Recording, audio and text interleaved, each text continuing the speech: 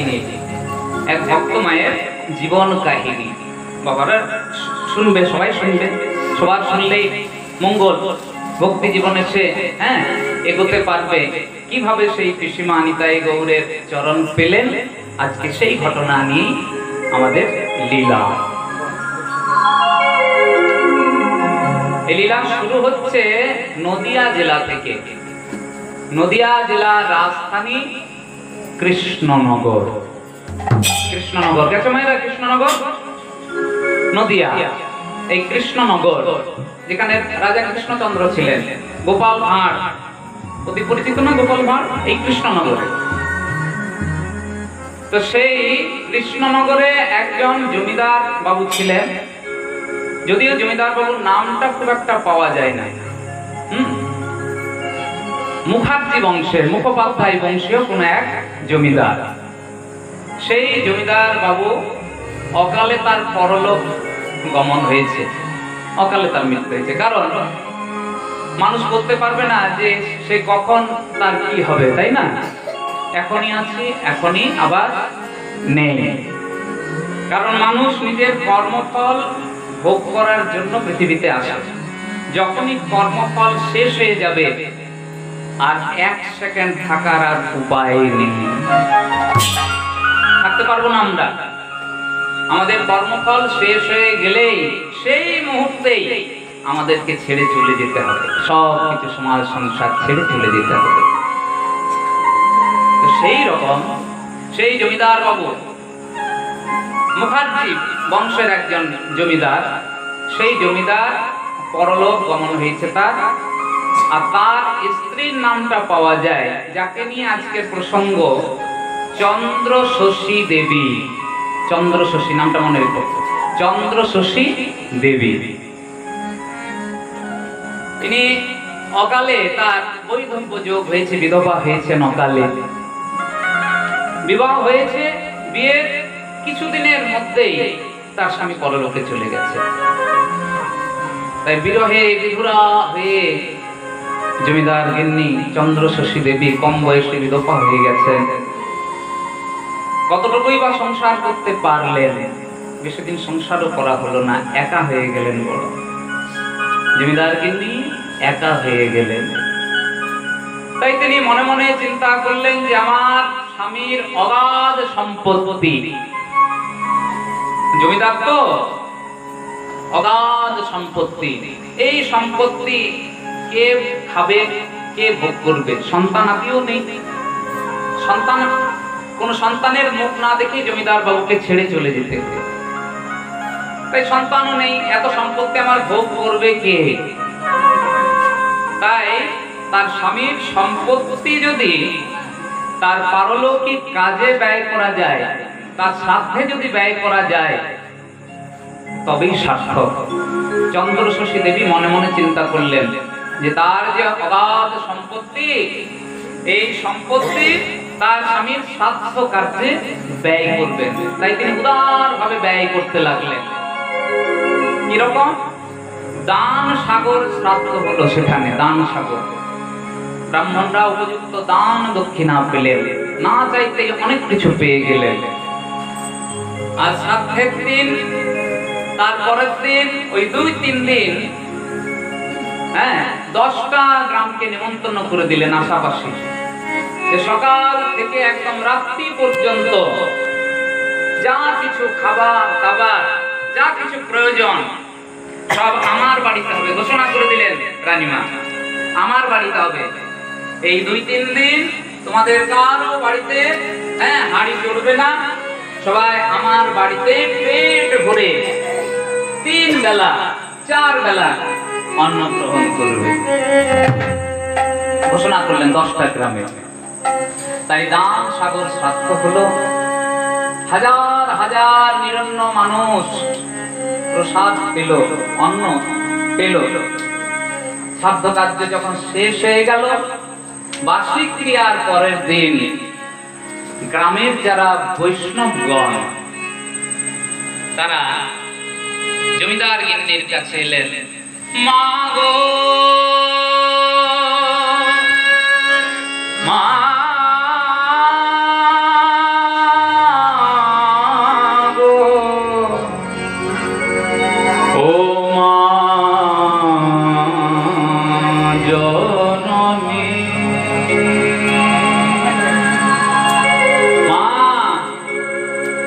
কে বাবা তোমরা? কে তোমরা? বলে মা আমরা গ্রামের বৈষ্ণবগণ।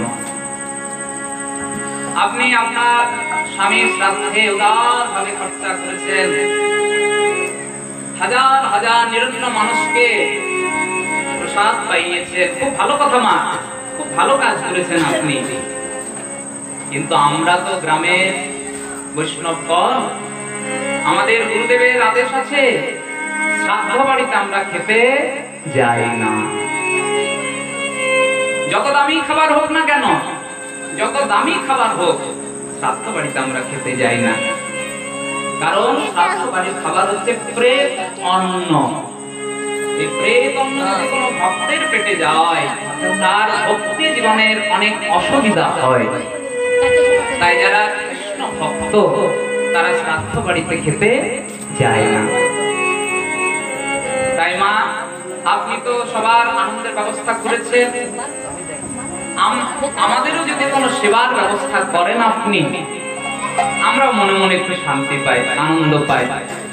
রানীমা বললেন বেশ তো বাবা, আসতে বেশ তো বাবা, আপনারা বলুন আপনারা কি সেবা করতে চান।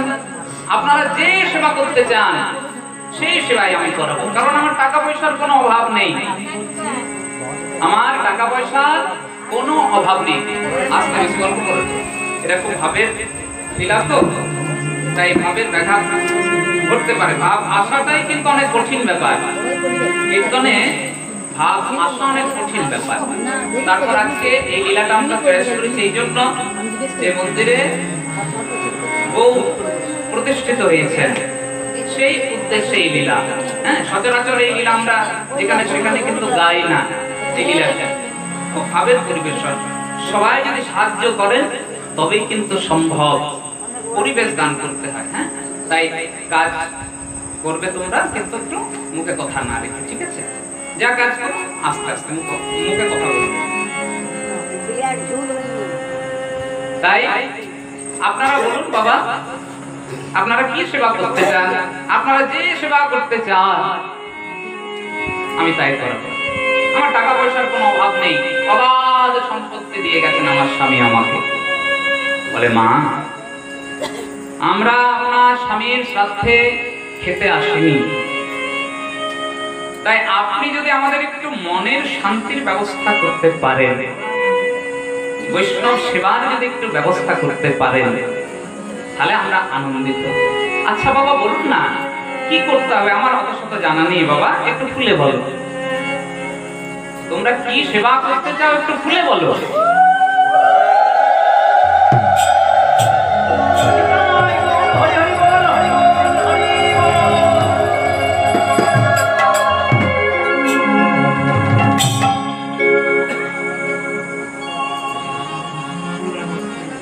এত ভারী মালা পরার আমার যোগ্যতাই নাই।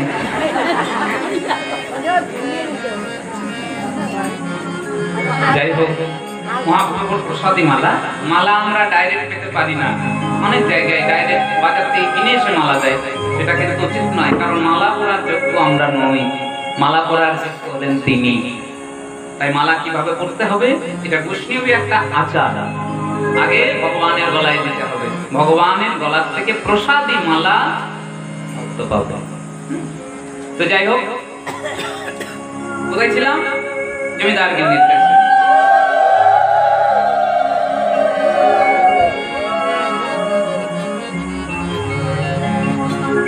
তাই বাবা বলুন আপনারা কি সেবা করতে চান?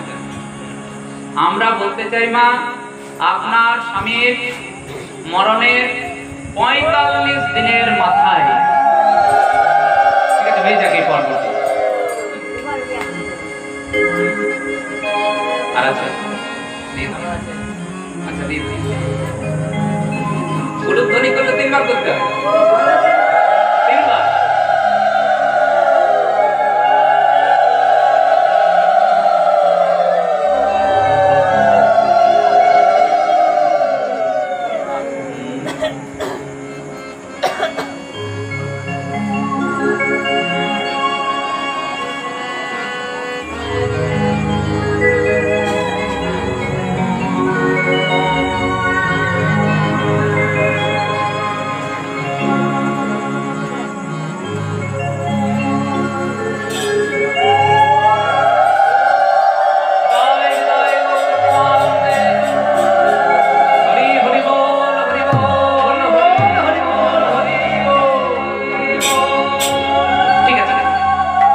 মন দিয়ে শ্রবণ করুন। আমরা বলতে চাই মা, আপনার স্বামীর মরণের 45 দিনের মাথায় আমরা মহাপ্রভুকে ভোগ দিতে চাই। সকালবেলায় 12টার সময় মহাপ্রভুর ভোগ হবে, আর সেই প্রসাদ নিরন্ন মানুষ পাবে। সন্ধ্যাবেলায় একটু ভাগবতের অনুষ্ঠান হবে, গীতা পাঠ হবে। আর মা, রাত্রে বেলায় আমরা একটু লীলা কীর্তন শুনতে চাই, আমরা একপালা গান শুনতে চাই মা। আপনি যদি এই কীর্তনের ব্যবস্থা করেন, আমরা মনে খুব আনন্দ পাব। দেখুন মা, বৈষ্ণব সেবা মানে বৈষ্ণবকে পেট ভরে খাওয়ানো নয়। খাওয়াটা একটা সেবার অঙ্গ হতে পারে, খাবার খাওয়াটা সেবার একটা অঙ্গ হতে পারে, কিন্তু এটাই যে বৈষ্ণব সেবা তা নয়। তাহলে বাবা, বৈষ্ণব সেবা মানে, বৈষ্ণব সেবা মানে হচ্ছে বৈষ্ণবের মনে আনন্দ দান করা। ধরুন কোন গরিব বৈষ্ণব গীতা ভাগবত কিনতে পারছে না, কেনার পয়সা নেই। আপনি যদি তাকে একটা গীতা ভাগবত কিনে দিতে পারেন, আপনার হয়ে গেল বৈষ্ণব সেবা। কোন ভক্ত বৃন্দাবনে যেতে পারছে না টাকার অভাবে, তাকে আপনি বৃন্দাবনের টিকিট কেটে দিলেন, ব্যবস্থা করে দিলেন,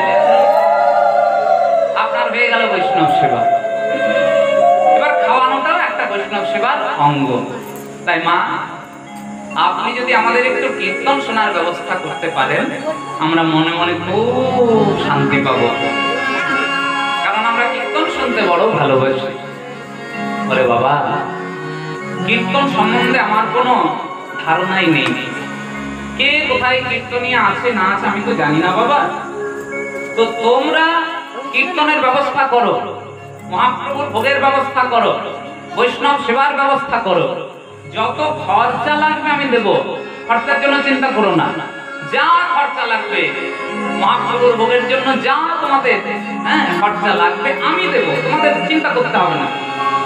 কোথায় কোন ভালো গায়ক আছে খারাপ গায়ক আছে আমার তো জানা নেই।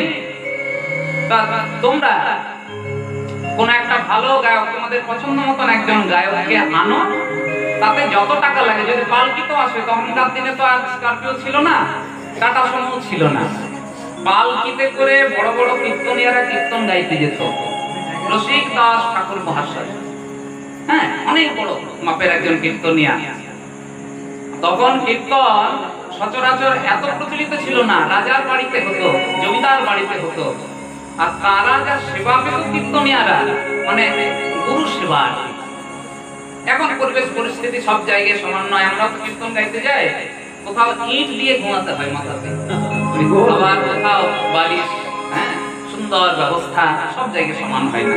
কিন্তু তখনকার দিনে কীর্তনিয়া মানে দেবতা জ্ঞানে পুজো করত কীর্তনিয়া।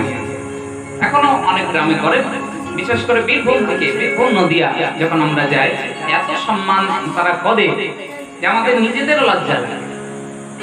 আমরা যখন যাই, সবার পা গুলো ধুয়ে একে একে, মানে তারা আলাদা চোখে দেখে কীর্তনিয়া। মানে কীর্তনিয়া যেমনই হোক, তার ওই পা ধোয়া থেকে শুরু করলো একদম গুরু সেবা। আবার কোথাও আবার ব্যবস্থা ত্রুটিও থাকে। তো যাই হোক, এখনকার দিন আলাদা, তখনকার দিন আলাদা। তাই রানীমা বলছে, বাবা যদি কোনো গায়ক পালকিতে আসে, আমি সেও খরচাও দেবো, তো তোমরা কীর্তন করো। বলে হ্যাঁ মা, এতে আপনার স্বামীরও আত্মা শান্তি হবে, তার সাথে যারা যারা শুনবে তাদেরও মঙ্গল হয়ে যাবে। বলে ঠিক আছে বাবা, ব্যবস্থা করো। তাই বৈষ্ণবগণ 45 দিনের মাথায় মহাপ্রভুর ভোগের ব্যবস্থা করলেন। সকাল থেকে হরে কৃষ্ণ মহামন্ত্র নাম হলো, তারপরে দুপুর বেলায় মহাপ্রভুর ভোগ হলো।